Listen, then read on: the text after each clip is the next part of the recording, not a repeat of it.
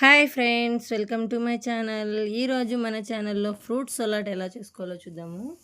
ఎండల కాలం బాగా చల్లగా కడుపుకు హాయిగా ఉంటుందండి. పిల్లలు కూడా చాలా ఇష్టంగా తింటారు.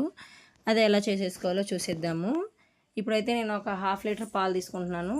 1/2 లీటర్ పాలల్లో కొన్ని పాలు ఒక 3 గ్లాసులైన పాలు తీసి పక్కన పెట్టేసుకున్నాను. ఈ పాలైతే 1/2 లీటర్ పాలకి నేను మళ్ళీ వాటర్ కూడా కలుపుతున్నానండి. ఇందులోకి ఒక 1/2 లీటర్ వాటర్ కలిపాను. ఇప్పుడైతే గ్యాస్ మీద పెట్టేశానండి. ఈలోపు మనము కస్టర్డ్ పౌడర్ తీసేసుకొని ఒక గిన్నెలో వేసేసుకుంటున్నాము.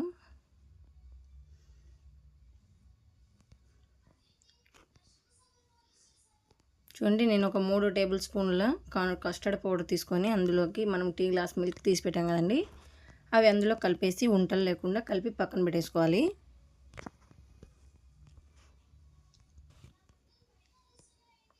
చూడండి, ఇలా బాగా కలిపేసి పక్కన పెట్టేసుకుందాము.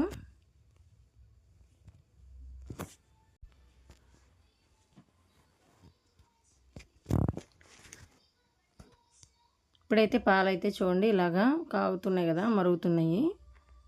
బాగా ఒకసారి కలుపుకుందాము. పాలైతే బాగా మరగనీకి వచ్చాయి కదండి. ఇప్పుడు మనం కస్టర్డ్ పౌడర్ వేసేసి పాలు కలిపి పెట్టుకున్నాం కదా, దాన్ని అయితే మళ్ళీ ఒకసారి కలుపుకునేసి ఆ పాలల్లో వేసేద్దాము. దీన్ని అయితే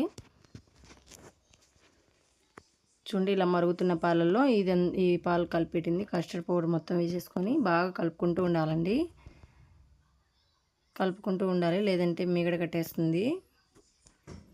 ఇలా బాగా కలిపిన తర్వాత ఒక 3-4 టేబుల్ స్పూన్ల వరకు షుగర్ వేసుకోవాలి. మీ స్వీట్నెస్ని బట్టి వేసుకోండి. నేనైతే స్వీట్ తక్కువ వేసాను. చూడండి, ఇలా బాగా కలుపుకోవాలి. మీగడ పట్టుకోకుండా కలుపుకోవాలి.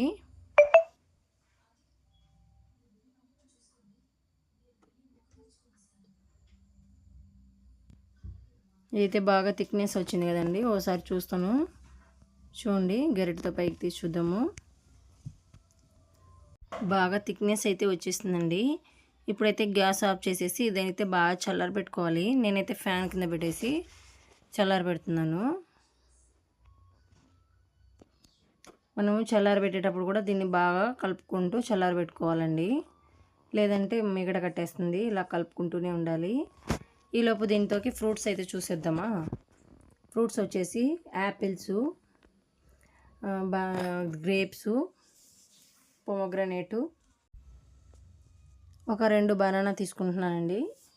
అలా వీటితో పాటుగా జీడిపప్పు,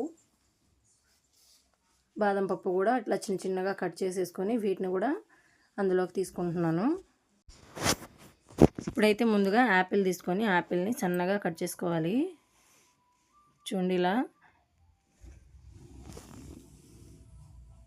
మన వీడియోలో చూపిస్తున్నట్టుగా సన్నగా కట్ చేసుకోవాలి, చిన్న ముక్కలుగా.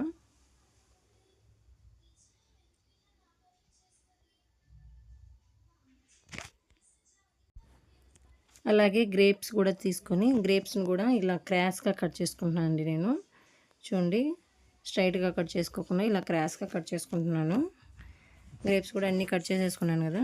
ఇప్పుడైతే బనానాసు, ఈ పొమోగ్రనేట్ కూడా ఒలిచిపెట్టేసుకున్నాను. చూడండి, అన్ని ఫ్రూట్స్ కట్ చూడండి, ఇలాగైతే అరటిపండు అయితే ఇలా రౌండ్గా కట్ చేసుకోవాలండి. ఇప్పుడైతే ఫ్రూట్స్ అన్నీ అందులో వేసేద్దాం. ఇదైతే బాగా చల్లారిపోయింది. ముందుగా యాపిల్స్ వేసేసుకుంటున్నాను.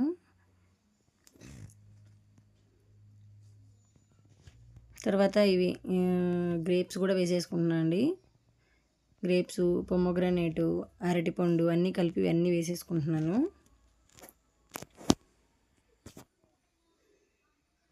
చూడండి, ఇలా అన్నీ వేసేసుకొని ఒకసారి మళ్ళీ మొత్తం కలుపుకోవాలి.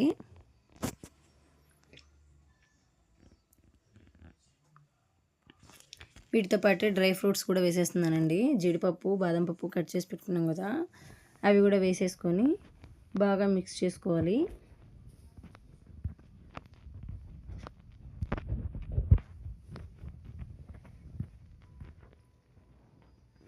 చూడండి, ఇలా మిక్స్ చేసేసుకొని దీన్ని అయితే ఫ్రిడ్జ్లో పెట్టుకొని తినాలండి, చల్లగా ఉంటుంది. నేనైతే ఓవర్ నైట్ మొత్తం ఫ్రిడ్జ్లో పెట్టేశాను.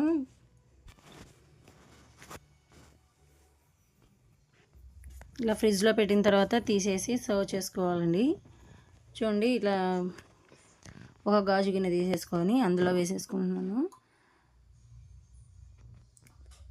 చాలా బాగుంటుందండి, మీరు కూడా ట్రై చేయండి. ఇలా ఒక గిన్నెలోకి వేసేసుకొని దీనిపైన అయితే జీడిపప్పు బాదం పప్పు కూడా వేసుకోవాలండి.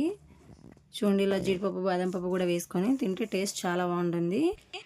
చల్లని ఫ్రూట్ సలాడ్ ఎండల కాలం బాగా ఇష్టంగా తింటారు పిల్లలు కూడా. ఒకసారి ట్రై చేసి ఎలా ఉందో కమెంట్ చేయండి. మరో వీడియోతో మళ్ళీ కలిసేద్దాం. Bye bye. నా ఛానల్ని సబ్స్క్రైబ్ చేసుకునే వాళ్ళు సబ్స్క్రైబ్ చేసుకోండి.